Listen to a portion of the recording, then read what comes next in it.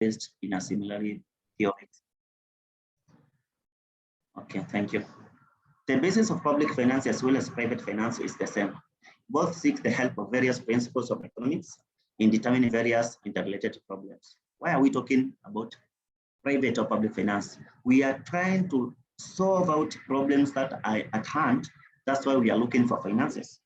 For example, a person wants to secure a maximum utility on account of minimum expenditure. This is in terms of private. Every person would like to use the minimum resources to be able to get a maximum benefit of whatever activity wants to perform. And in the terms of a government too wants to secure public utility by spending the least possible amount of the public money. Remember we said this public money, they need to be spent in a transparent way. So remember, if you spend government money and it's not a transparent way or through corruption, you'll be tasked to answer how you have spent this money.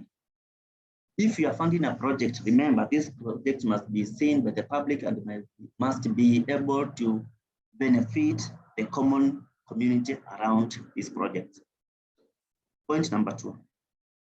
Both face the problem of scarcity. As we know, one property of resources is scarcity, and finance is one of them. Remember, we discussed it's not easy for you to get a finance. Even you as an individual want to borrow, you must go to an institution that can be able to borrow you. And remember, they will require you a guarantee for that fund. That's why we are said it's a scarce resource and it's not available at immediately. Therefore, the limitation of these resources is a problem before the private as well as public. Individual resources are limited up to this, and it's fast saving and access to properties similar to government resources also depend on taxable capacity of the individual earnings of various corporations.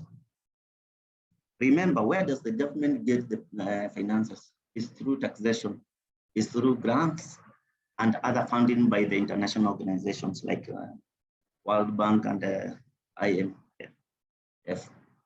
So we are saying finance is a limited resources and therefore is through saving or through taxing the public. Now, none of the two is capable of extending in expenditure beyond the certain limit. Hence, none can afford to go to the infinity in the use of finance. What does it mean? It means you can only use what is available for you. You can only be able to use what's available for you or what you have budgeted for or what you can be able to borrow and repay. Another similarity is that both requires efficient administration, or even some of us could be administrators or finance managers in organizations. And therefore, it's very important for you as a manager to be able to manage these resources efficiently. Remember, they come at a cost. If it's a loan you're taking from a bank or you're funded by international body, there's an interest you have to pay for this. So we must have finance managers who are able to run these funds efficiently. Whether it's private or public finance require efficient administration to look after the various acts of extravagance. In the event of failure to efficient administration, both might be compelled to face the consequences in their financial field. What does it mean? It means if you're given finances to spend on and then you do not follow the act or you do not adhere to the terms of these finances, then you might find yourself on the wrong side of the law. Or you might be told that you have misused the public finance. Another similarity is that both borrow and must repay. Whether it's finance, whether it's public or private, it means for you to get these resources, you must borrow them. And in terms of borrowing, then you are going to institutions that can earn you these facilities. It means there will be terms and conditions, there should be duration, and there will be that interest. Therefore, it's a condition for you to repay these borrowed funds, whether it might be public or private, whichever way, you must repay within given period of time and within given time.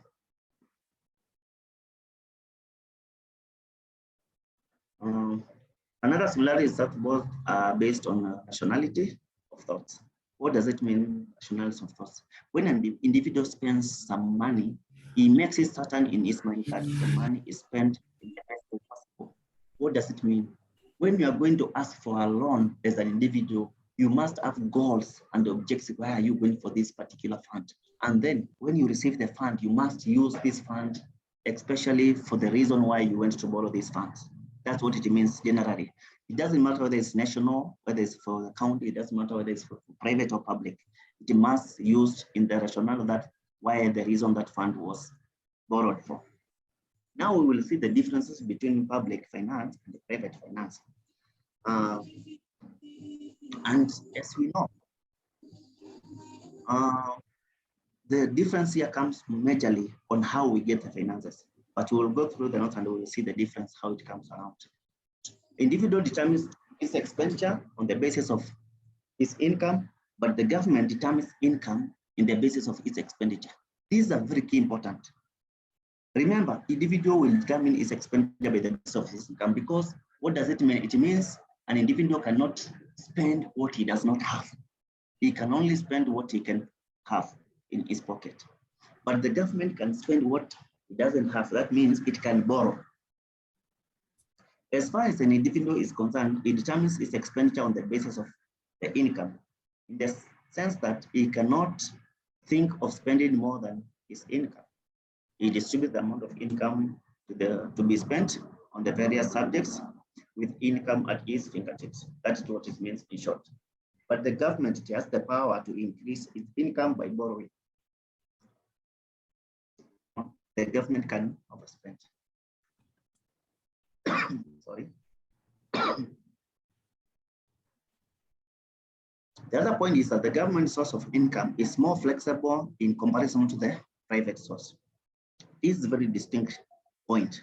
Remember, we said the government source of income is flexible. Why? Because it has more avenue of borrowing and it can expand its expenditure. But remember, private income cannot be expanded. Why? Because you can only use what is available at your disposal. The government has a legal power to extend the source of its income according to the needs of the time. Government has a control over the whole national property, but individual has to rely upon the individual standing. Moreover, with the help of the foreign men, and this is not possible with the person to secure such support. What does it mean? The government has a position of able to bring their own money, but you as an individual, if you try that, it will be a criminal to you, or it can borrow, but you don't have that big capacity to borrow. If, for example, you don't have maybe assets that can guarantee you are able to pay that loan. Another difference is that it is easy for an individual to base its expenditure on the law of equal marginal utility, but it's very difficult for the government. Why? The individual is free to measure its expenditure in the sense of utility and spending his money on certain weight subjects. What does it mean? What does this mean? These subjects may not be of social need or may not add anything to the social advantage. It means such expenditures are very prominent in the democratic countries, for example, building hospital and roads. What it means here, it means in terms of individual will need to spend according to its marginal utility, but sometimes government can spend even where there's no real or actual benefit immediately that will be realized to the public. For example, when the government comes in to build the roads or hospital, you may not realize that benefit immediately because those are what we call capital budgets that it takes long for us to be able to recognize the benefit of these activities with us. Another point is that private finance is narrow and short-lived in comparison to the public finance. Private finance faces suspension with the end of individual life or with the closure of the particular business enterprises. But government are more attainable. It is well said that the context is that come and king may go. What does it mean? In the government institution, it means the hold of the office might come and go, but the government in its operation, therefore, while by individual, these finances are limited according to the life of the sole proprietor of that business running. Public finance is subject to public censor, but not the private. A complete secrecy may be maintained by individual regarding their incomes. That is, if you are sole proprietor of a business, you might not want to disclose about all your finances or how you get them. But for the government, it's very important for them to disclose their expenditures and the revenue they collect and how they spend their money critically, so that the public can be able to see the benefit of these funds and how they are utilized. There are predetermined policies behind public expenditure, but not so in the case of private expenditure. Public expenditure is done to achieve the goals which are predetermined in the nature. What does this mean? It means for the government to be able to set a budget, or for public finance to be put in place, it means they must come up with expenditure for that finance, even in advance, before utilization of that. But generally for the what happens, the private will just go for the finances in terms of activities that want to perform, even whether they are not predetermined before. The other point is there's difference between the budgeting process of public finance and private. As you know, in public finances, there are budget process that take steps to undergo the budgeting process through county assemblies and through the national assembly. But with the public private, you just need, if it's maybe a private enterprise, it's about the management to decide the terms that they want to and how they're going to borrow these funds and how they're going to repay these funds. Again, government funds are audited by the constitutional authorities, but private are not in such arrangements. What does it mean? It means at any time the government is borrowing, spending at its expenditures, at the end of the year, financial year, there must be audited. There must be audited. It's a task, it's a must. But for the private, if he's a sole proprietor, he might audit himself or he might account for how he has spent this money. In terms of private individual can face the crisis of bankruptcy, but not the same as government. Although when we look this, it might not be so practical. For example, when we hear what the politicians currently are saying, they are saying the government is under bankruptcy, but it's not in a real sense. For government to go under bankruptcy, it means the government cannot be able to operate at all, cannot spend, cannot be able to raise money to fund its activities. But an individual or an enterprise can go to a bankruptcy, and that's why sometimes we hear companies are being auctioned.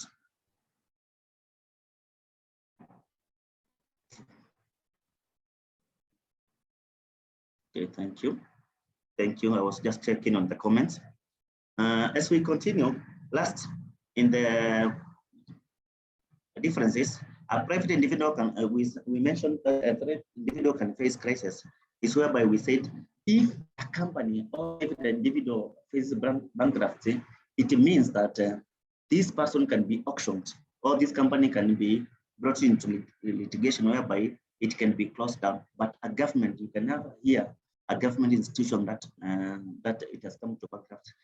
In terms when we hear the government institutions come to bankruptcy, other government entities can come together and pull this company or fund this company to be able to operate again and to come to at a float.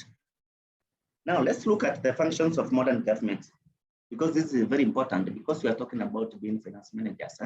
We need to know how government works, how government works, the arms of government and the departments that are concerned with the government and functions of government. And I know most of you know these things. What are functions of government? As you can see in our list here, government must provide security, whether it's internal or external. It's the function of the government to ensure there is enough security to each and every citizen. Second is to ensure that justice or settlement of disputes is accorded by the organs that are given that work, which is our judiciary. Of economy. On the government able to set the prices and ensure that are operating in the efficient manner to ensure the economy does not start through funding, through borrowing, or through using the control activities that the government can use, all tools to ensure the government is running. Another function of the government is to ensure that social and cultural welfare, education, would be insurances, health activities. This is the work of the government to coordinate these activities. The conservation of natural resources also, you realize all the natural resources of the country are governed and protected by the government in the place. Promotion of unity of the state by control of transportation and communication. This is whereby the government controls the movement and communications of all the activities and the units of the government. Administration of financial systems, government revenue and expenditure through fiscal policies and fiscal controls. The government operates under a system that accounts and allocates funds from the central government, which is the national government. Another function of the national government is that it provides education and employment, housing, public health, and the uplift of diverse sections of the society. What does it mean, uplifting wave of the sections of society? You find some society in some areas, maybe they would like to be maybe taxed in that area, or some people would like to be given a waiver for a certain period to be able to pay to the government. This is only the government who can give this permission or this mandate to accord this to this particular society, to a certain group of people, maybe people with disability, or maybe educational, institutional education systems, or militaries, or public, or police. Government can be able to afford this. And also, it's the function of the government to restore social justice in the society. When there are chaotics everywhere in the country, it means the government cannot be able to operate smoothly. And therefore, it's upon the government to ensure that they accord peace to each and every citizen, and even the business, so that they can run within the country. I will not delve to that because that's the same one. Those are the explanation for those notes. But I would like to go to the scope of public finance so that we can be able to deliberate a little bit more in this, because this is the major part for us as public finance managers, or private finance managers, or entrepreneurs, or business owners. More so to the public finance, who people will be working in the public government entities. Public finance deals with the income and expenditure pattern of the government. Hence, the substance concerned with these activities become its subject matter. The subject matter of the public finance is classified under 5 main or broad categories, which we will discuss here. We have public revenue, we have public expenditure, we have public debt, we have financial administration, and we have economic stabilization. Meantime, we will discuss about how public is able to raise revenue and how public is able to budget for its expenditure. But later we will be able to discuss the other 3. When we talk about public revenue, what does it mean? And what are we supposed to accord for the public revenue? Sorry. Under this category, the sources of public revenue, principles of taxation, effects of tax on economy, methods of raising revenue, and the like are dealt with under this category. Public revenue means the public expenditure. Various sources of public revenue are tax in the revenue and tax revenue. As I told you as we began, I mentioned that government can only, one way of the government raising revenue is through taxation. But we are saying we have tax revenue and we have non-tax revenue. So when we talk about tax revenue, what does it mean? This means taxes are compulsory payment to the government without expectation of direct return or benefit to the taxpayers. It means even if you are paying tax to the government, you do not expect to gain or to have a direct benefit. For example, government may tax you and not provide a road where you wanted, but provide an hospital in a different location or different locality that may be a not direct benefit to you as an individual, but the government deems it fit to do so. So therefore, it imposes personal obligation on taxpayer. Taxes received from the taxpayer may not be incurred on their benefit alone, but may be incurred for the benefit of the entire economy and the entire country. Tax revenue is one of the most important sources of government or public finance. Taxation is a powerful instrument in the hands of the government for transferring purchasing power from individual to the government. When we talk about taxation, this is the process whereby the government is able to collect revenue from the public to fund the government activities. Therefore, the objectives of taxation are to reduce inequalities of incomes and wealth and to provide incentives to the capital formation in the public sector and to restrain consumption so as to keep the check to domestic inflation pressures. What does it mean? It means it's the function of the government to raise revenue through taxation, whereby because if we depend on individual alone, then we may not be having equal income, and therefore the government is tasked with this task to be able to distribute wealth. Because distribute wealth, what does it mean? It means it provides services to the social and the community equally, not looking to the rich only, but even the poor. They receive the same services. And from the above discussions, we'll see the element of taxation as follows. As we mentioned, it is a compulsory contribution. Government only imposes tax, and in payment of tax, an element of sacrifice is involved.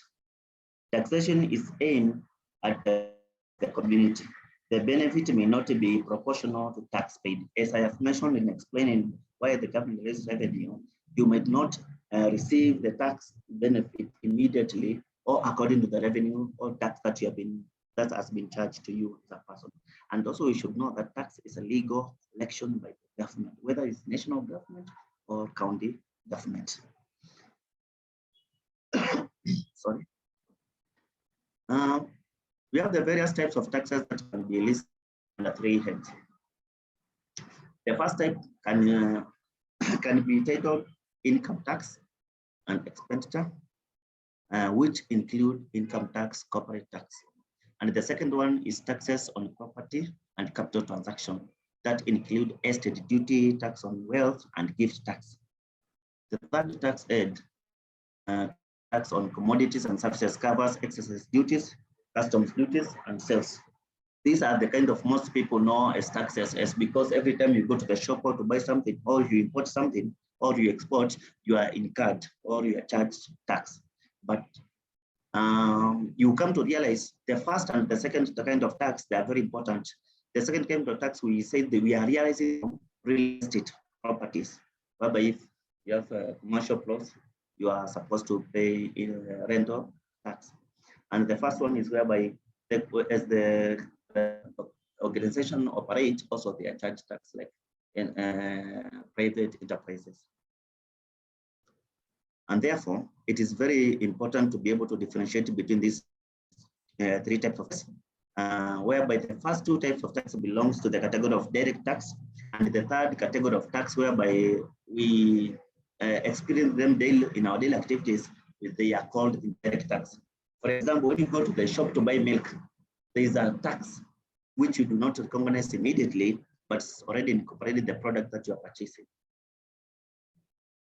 Let's talk about non-tax revenue. What is non-tax revenue? This includes the revenue from the government over public undertakings, revenue from social services such as education, hospital, and the revenue from loans or debt services. This is to say, what's consistence of non-tax revenue? We have interest receipts, dividends and profits, cost services, among others. These, why do we call them non-tax revenue? These are the revenue that we get not through taxation, but through the provision of services by the government or through government institutions. What is public expenditure? What is public expenditure? In case somebody wants to say something I said, you can just unmute and raise a point. But because we have less time, I would wish to continue if there's no any question or clarification or point of interruption. What is public expenditure? Public expenditure as a feature of quantitative and qualitative change in the government expenditure. And we say it is the principles of public expenditure and its effect on the economy, whereby the government of the country has to use its expenditure and the revenue program to produce desirable effects of national income, production, and employment. In short, what we are saying public expenditure is whereby the government plans on how to spend their resources. And therefore, we are saying the government will plan to spend their resources on the various activities in different departments or entities of the government. This could be of a production unit or creating employment to the public people.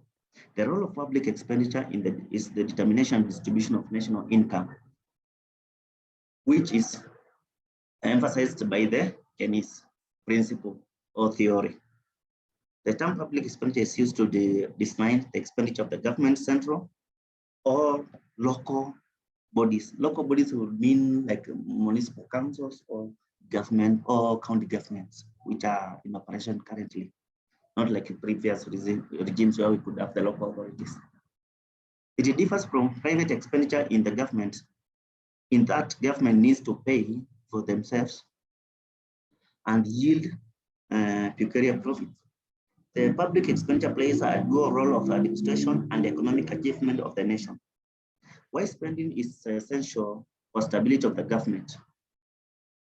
For the stability of the government and the proper earning are prerequisite for the wise spending. Hence, planned expenditure and accurate foresight of earnings are important aspects of sound government financing. What are we saying? In short, we are saying in this, even in the public expenditure, the administrators of these funds must be accountable to the activities and the projects that they are funding. There must be useful projects to the public that they can be able to raise benefit. Otherwise, if you just spend with no benefit, then you'll be under question that the expenditure of the public finance. And therefore, we are saying the public expenditure is done under two broad heads: development expenditure and this expenditure we are in terms of projects which are of long term and non-development expenditure. These are the recurrent expenditures that the government incur. For example, and other activities that to enable the government to run efficiently. But in terms of development expenditure, these are in terms of capital expenditure that will take long term for the members or the public to realize the benefit of this.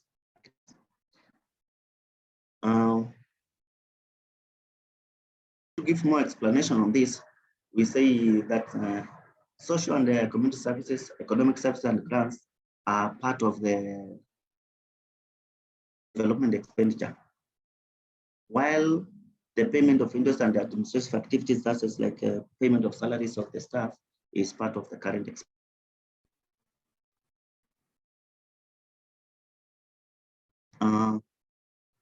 We categorize expenditures in two types. We have planned expenditure and we have non-planned expenditure. And maybe some of you might ask, what is non-planned expenditure and what is planned expenditure? Non-planned expenditure of the central government is divided into two categories: revenue and capital expenditure. Under non-planned revenue expenditure, we include interest payment and defense expenditures. This is whereby these are the expenditures that, as we said, they are part of the government activities that may be incurred every now and then. And examples are examples of payment of interest and other subsidies. For example, you realize farmers could be given subsidies for their inputs, for their productions.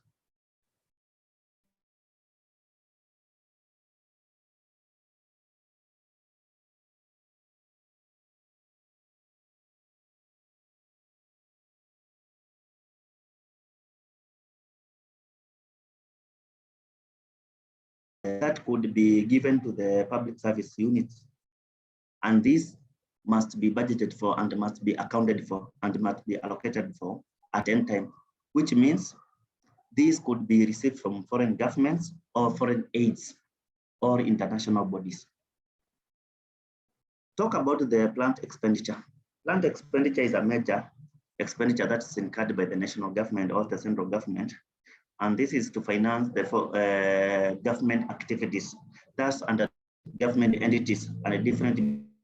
For example, the central government would spend on agriculture, rural development, irrigation, energy, mineral communication, and these must be plans. And these are the examples of these plans that will in the budget process or budget allocations or appropriations. Another thing could be whereby the central would assist for plans of the states and union territories. Union territories would mention like local authorities or government, county governments.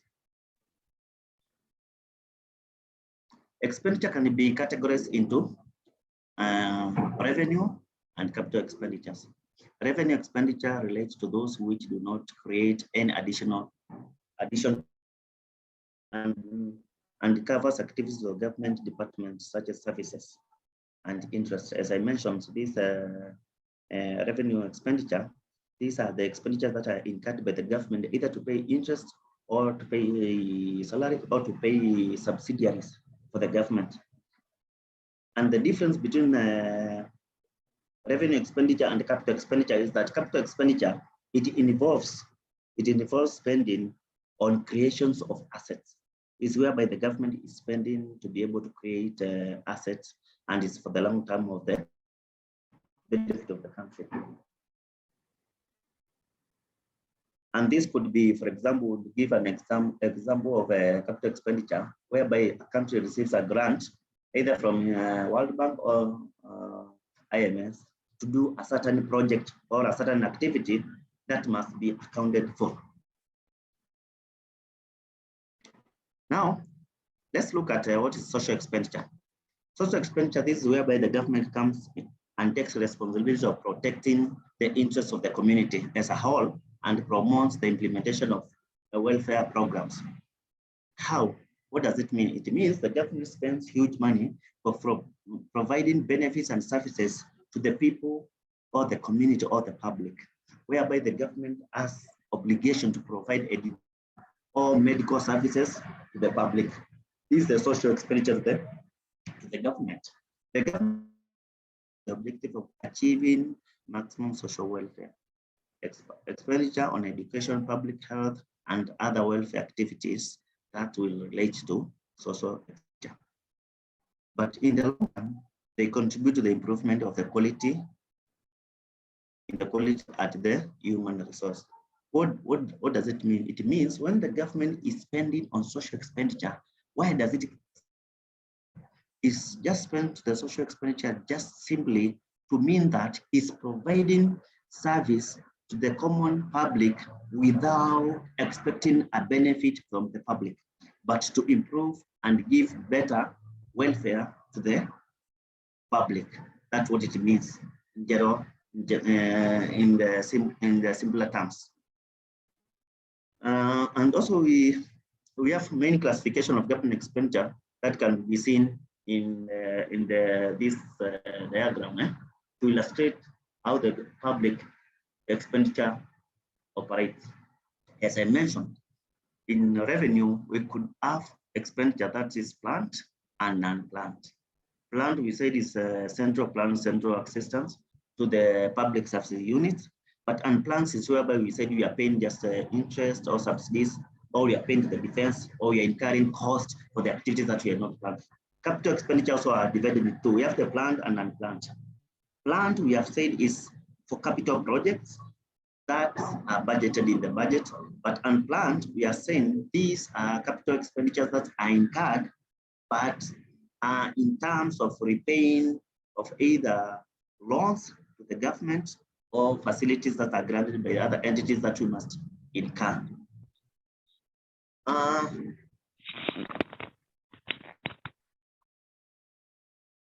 Maybe there is somebody with a question or a comment. So that we have a few minutes, we can look at the roles of fiscal policy and its significance to the economy in the developing country. Okay, I thought someone wanted to speak, but then we can just continue. We realize that in the developing country, Kenya be one of them, it's very important for the government to manage the economy of the country. And this comes through the role of fiscal policy by the government. The main goal of the fiscal policy in developing countries is the promotion of possible rates of capital formation. What is this? What are we discussing about capital formation? We are saying the government uses their fiscal policy to be able to create projects that will be funded through the government, either through use of resources that are borrowed or through the uses of grants that are given by other international bodies. And therefore, we are seeing underdeveloped economies are in constant deficit of capital. Even Kenya itself not able to fund most of our projects. We rely from international bodies such as World Bank and IMF to fund most of the major projects. Therefore, uses the purpose of fiscal policy. Someone who was not, maybe I will check. You can mute yourself so that others can convey somebody. Could you mute yourself? Okay, then let's continue.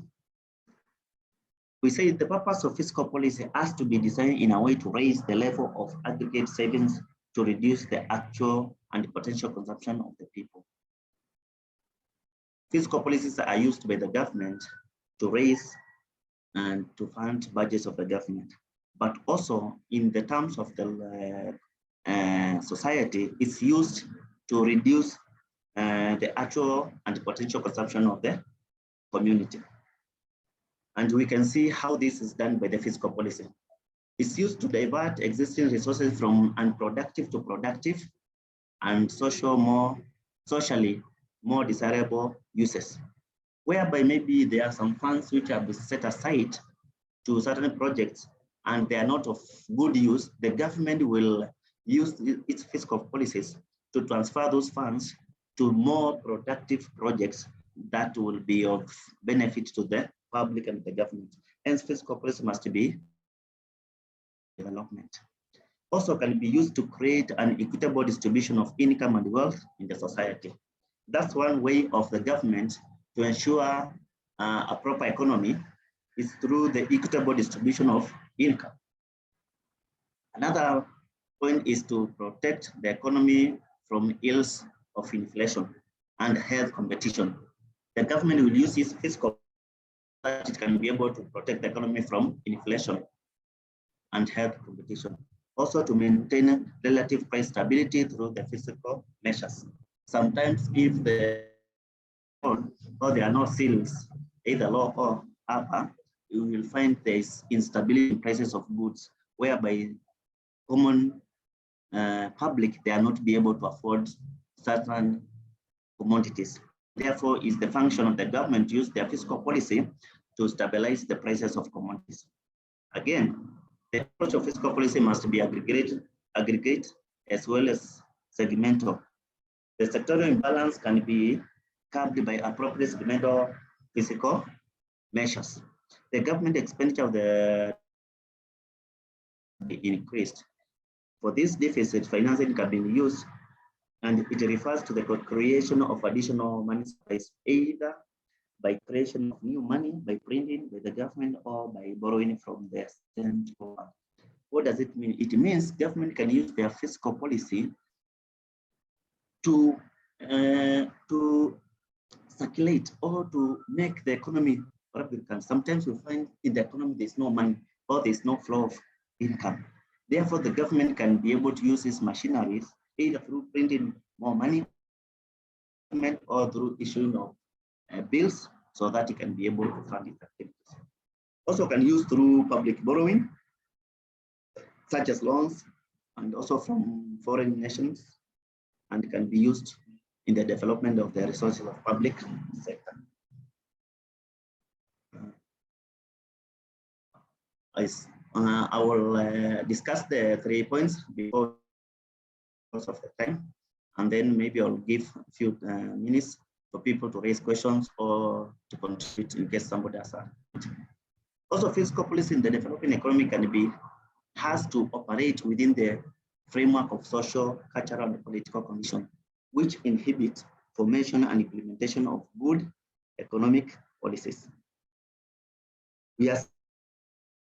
Government uses fiscal policy through the framework of the national government or county governments to ensure that these social, cultural, and political conditions are controlled or are implemented for the good economic policy and for the benefit of the community.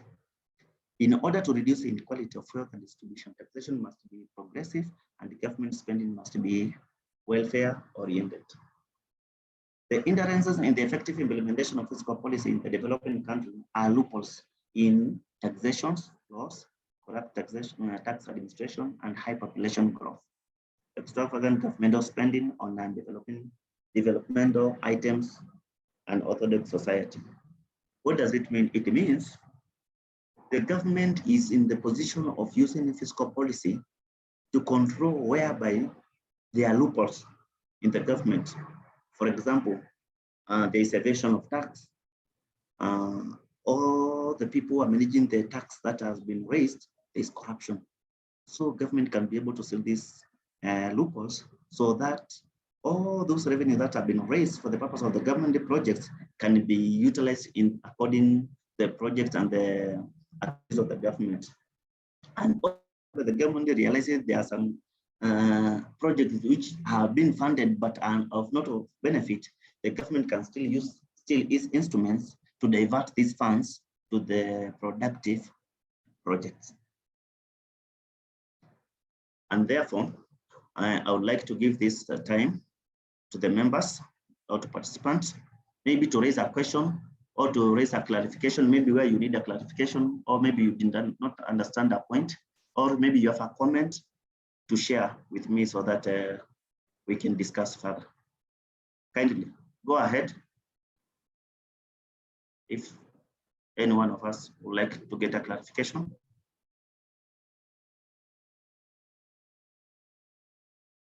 Anybody? All right, then it seems we do not have any person who needs a clarification for now. And therefore, maybe I will proceed. If we have more time, I would proceed for a few minutes to just introduce the main part why we are studying the legal framework, what we PFM Act.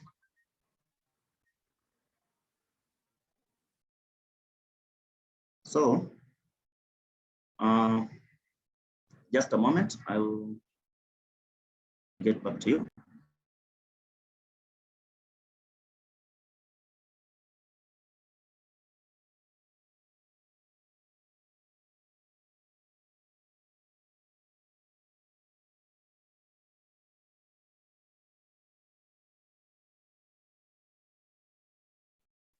Okay, sorry for that.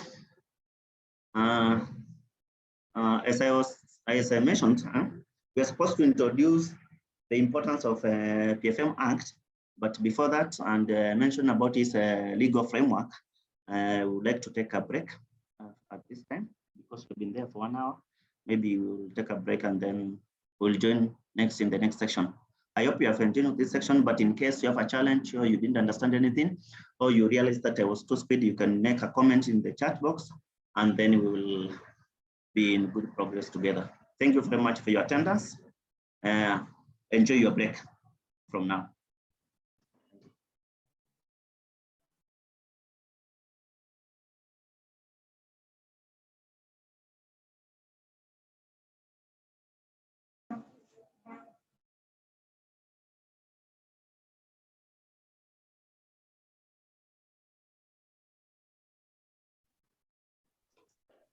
Thank you, guys. I think we can stop from there.